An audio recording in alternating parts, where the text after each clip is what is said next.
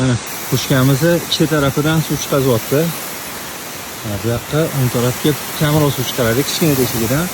Bunisidan ko'proq suv chiqaradi, uzoq masofaga ochish uchun bo'ladi. Hozir mana changib ketyapti. Oldiga o'zim zo'rg'a yetib keldim. Tegiga sachratishning sababi mana men kelib urgan paytida tegiga ko'proq sachratishi fraksiyasini beradi. Hozir masalan shuni to'xtaman. Qochdim bor, yomon o'zimcha o'lib ketishadi. Qochdim. Hop. Ekinlarni bosib olmaymiz. Mana. Ekranga mana suv chiqib qoldi. Ana bo'lmasam. Oyog'im bilan tegiga mana bo'k turib suv sepishni boshlaydi. Hop, mana mana ochilib qolgan joyi bor. Nimagaki, o'sha bu yoqlarni mana mana turgan pushkamiz yopish kerak mana.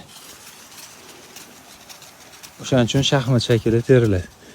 Raslan bu ikkita pushkani o'rtasiga bu tarafimiz tushgan. Shaxmat shaklida yoyilsa, xullas bir xilda hamma joy dalaga suv yoyiladi. Shamol qaysi tarafdan bo'lishidan qat'iy nazar.